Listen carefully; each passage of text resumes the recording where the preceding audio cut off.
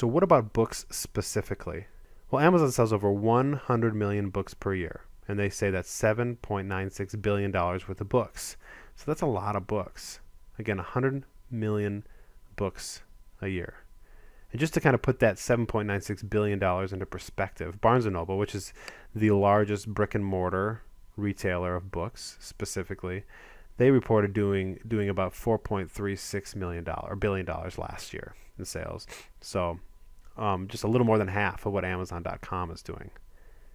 Now, what's really neat about Amazon is, in comparison to Barnes & Noble, is Amazon has over 36 million active book listings. And I know some of those are going to be duplicates, but even if it's upwards of 30 million active book listings on Amazon, that's a lot of variety, because your average Barnes & Noble probably carries 10, maybe 20,000 copies, and that's it. And in a world where 3 million books are published every year, I mean, Barnes & Noble just doesn't have the variety that a lot of consumers are looking for. So oftentimes, and I'm right, I'm in this camp too. If I'm looking for a book, I go to Amazon first. And there's no point for me to get in my car and drive all the way to the Barnes & Noble in town to go up and to search the business section or whatever for a book I'm looking for, only to find that they don't carry it, when I can just go on Amazon from the comfort of my own home. I'll find that book. I mean, if it's a book I'm looking for, it's usually for sale on Amazon. I can order it, and then I can go back to doing my thing, and I'll probably get that book within 24, 48 hours. Like it's just really a pain-free way to go book shopping. And as more and more people try it, and more people are impressed by it, less and less people will go to Barnes & Noble. And that's why I think we see Barnes & Noble branching out into a lot of other categories beyond books. I think they're really trying to hold on to their business model as best they can, being disrupted in a major way by Amazon.com. But again, yeah, variety. I think variety is the key. And I think variety is one of the reasons why so many people are buying their stuff on Amazon. And books is an incredible opportunity for that. I think unlike any other category, it's easier to find books on Amazon than it is at brick and mortar stores. And that's a pretty important statistic. Book selling is a legitimate business, right? And we've talked about this before. If you watch the 3 introductory videos, the mini-series we did on the entrepreneurial approach to book selling, I went through these 3 main points.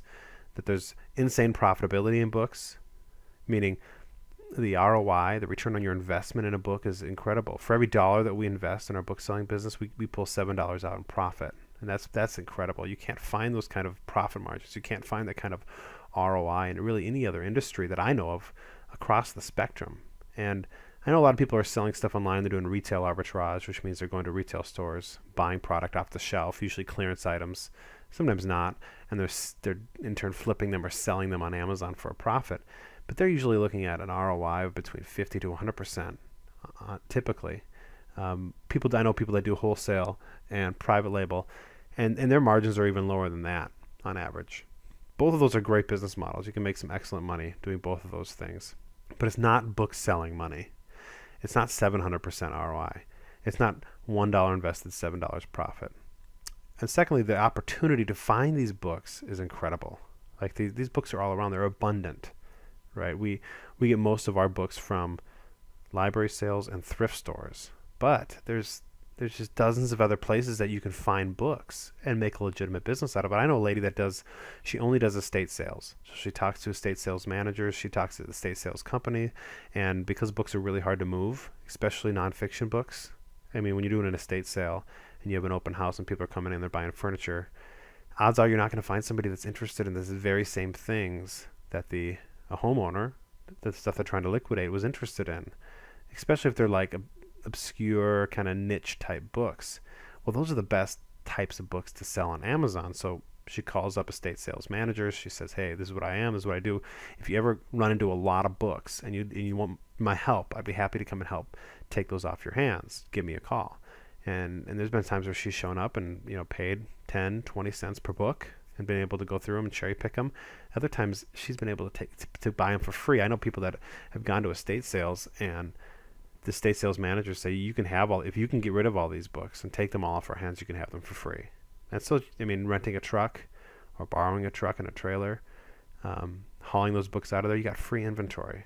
And yeah, you got to put some time and effort into it. But my point is that the opportunity to find used books is like insane. They're all over. And estate sales is just one place. We'll talk more about book selling locations, book selling sourcing locations for you in a subsequent video. But auctions, same deal. Like, okay, auctions are not in a house usually; they're at, auction center. But if they ever have a lot of books to get rid of, it's probably one of the last things that people are showing up to bid on. So if you're bidding on books, unless they were like antiquarian, like really vintage, like one of a kind books that the collectors are looking for, you're not gonna have any competition. You're gonna be able to walk out of there with a lot of books for cheap. Other places are recycle centers. I mean, so what recycle centers companies will do is they'll approach businesses and they'll say, we'll collect all your aluminum cans and your paper and your plastics for free, or sometimes they even charge to collect those things. But part of the deal is they usually have to take all the books as well. And recycle centers, they hate books because it's just really hard for them to get the paper out of them that they want. So they usually just sit around in piles or in boxes and gaylords. And booksellers like us can come by and take them off their hands for free. And we can say things like, we're doing you a favor. You need our help. We're here to help you. And the same goes for thrift stores and library sales. Again, it's just books with resale value. The books that we're looking for are really hard to move in the traditional way. And so we come in with a non-traditional way. We take advantage of the market, and we're able to make some good money. But the books are everywhere. And as I mentioned, like 4 or 5 sources to find books. There's like 3 times that many, and we'll get to that in another video. Finally, the business is scalable. So because there's profitability in books, insane profitability, lots of margin, and because you can find those books all around, you have the recipe right there for a scalable, outsourceable business. And that's exactly what you have with an Amazon selling business. You have the margin to hire people. You can pay somebody to do the book sourcing for you. You can pay somebody to do the book listing for you. You can even pay somebody to manage the whole operation, and there's still enough margin for profit in there that you can make a profit off the whole thing.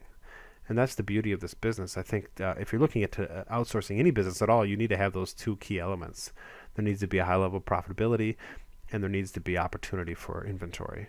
And if you mix those 2 things together, you have the perfect concoction for a scalable, automated, outsourceable business. And so I think, unlike any other area, though I know you could do some retail arbitrage outsourcing and that sort of thing, but because the ROI is so great in books, I think it's just really a no-brainer.